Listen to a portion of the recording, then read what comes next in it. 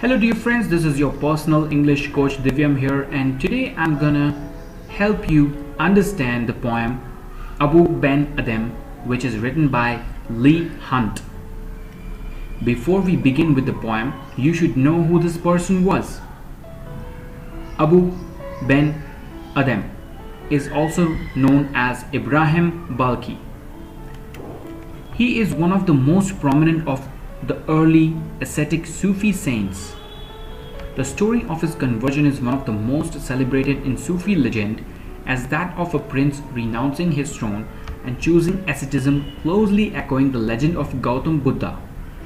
Sufi tradition ascribes to Ibrahim countless acts of righteousness and his humble lifestyle, which contrasted sharply with his early life as a king of Balkh. As recounted by Abou Ben Adhem, Ibrahim emphasized the importance of stillness and meditation for asceticism. Rumi extensively described the legend of Ibrahim in his Masnavi. The most famous of Ibrahim's students is Shaqiq al-Balkhi. Having known the legend closely, let's begin with the poem. The very first line. Abou Ben Adhem, may his tribe increase. Meaning of tribe is people, clan, followers. So, the poem opens with the name of the protagonist and blessing upon him. The use of parentheses in may his tribe increase indicates that this portion is not directly linked to the poem itself. Yet this gesture by the poet to declare that here is a man worth remembering for generations to come. Moving on to the next set of lines. Awoke one night from a deep dream of peace, and saw within the moonlight in his room, making it rich and like a lily in bloom, an angel writing in a book of gold. These lines are full of visual imagery and metaphors. They describe an awakening. A deep dream of peace refers to a meditative, restful state that Abou Ben Adhem was in. Abu awakens to the presence of the angel, which has already effected a transformation of the room, gilding it, making it look like a lily in a bloom. The angel is writing something in a golden book. The simile, like a lily in bloom, conveys the potential of this encounter to bloom into something pure and noble. The fable, Book of Gold, symbolizes its richness and the great value placed on its contents. Moving on to the next set of lines. Exceeding peace had made Ben Adhem bold, and to the presence in the room he said, what writest thou? The vision raised its head, and with a look made of all sweet accord, answered, the name of those who love the Lord.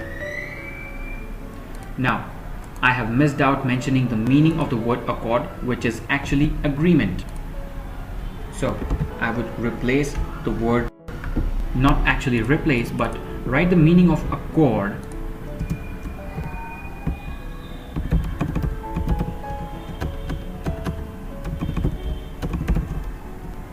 so that you can understand well.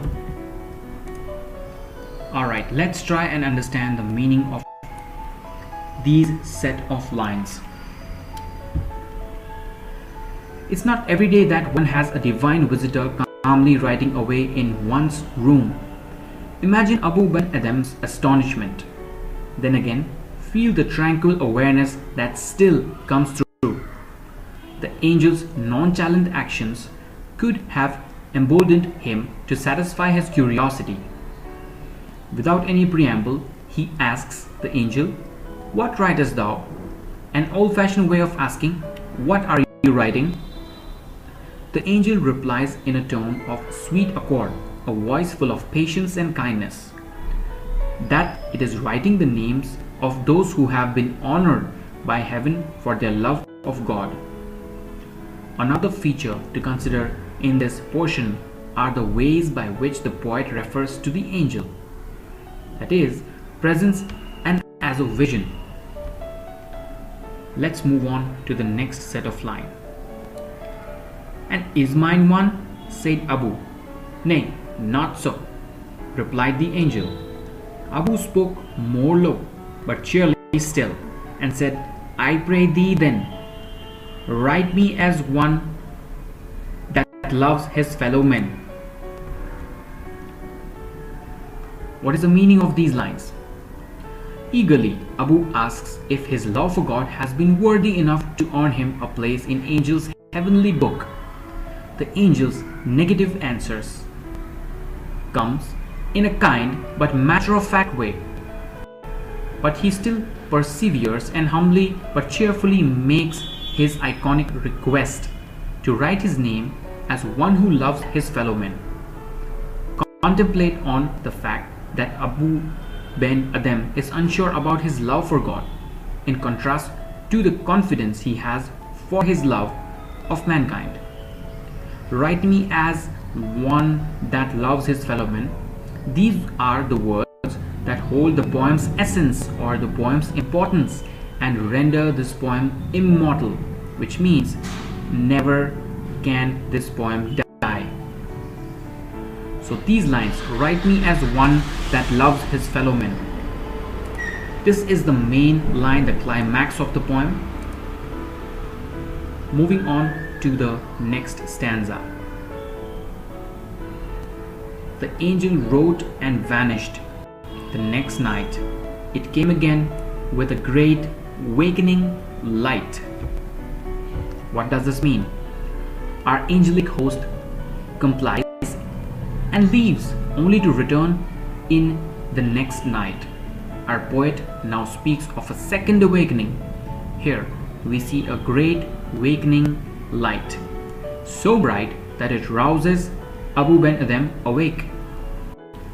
On a metamorphic level, this speaks of an enlightenment. Contrast this with the earlier awakening scenario, which is inherently more gentle and subtle. Our heavenly messenger appears and apparently comes with some important news, which is shown in the last lines. "And showed the names whom love of God had blessed. And lo, Ben Adhem's name led all the rest." What is the meaning of these lines? This is a moment of truth, the point where most readers either smile or scoff. Whatever your reaction, this is where the poem bears the priorities of God. The angel now reveals the names of all those people who were blessed by God. To Abou Ben Adhem's astonishment, his name was first. His name led everyone else's. His name was on top of all the people who loved God. His love for mankind proved to be valued greater than others' love of God. Hunt brings charm and idealism to his interpretation of religion that finds more virtue in acts of compassion than just faith.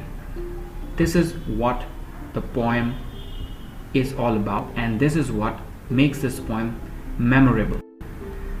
I would like to summarize this particular poem. It is a very small and simple poem with very less difficult words for you to understand. So this poem has been portrayed about the heavenly feelings of a devotee or a strong believer.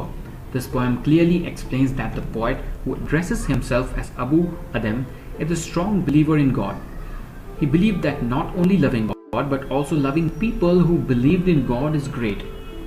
As a boy, Hunt was an admirer of Thomas Gray and William Collins and tried imitating them in many ways. Since he had difficulties in speech, which was cured later, he could not make it to the university. He made a mark in English literature with publication of Story of Rumi in 1816.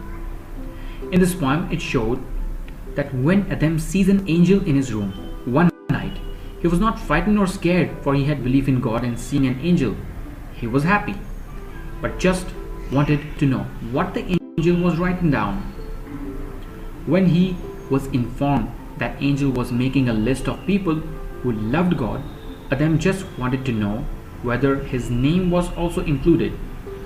But when he was informed that his name was not there, he did not feel dejected or sad. He only requested the angel to write his name in the list of people who loved God's fellow men. When Adhem saw the angel next day, he inquired the purpose of visit, and he was totally surprised and happy to know that his name was in the list of people whom God had blessed.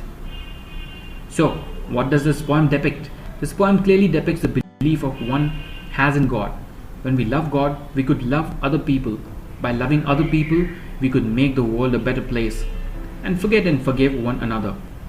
The poet has tried to convey the message that we could make the world a better place to live in, and by how God would love it to be.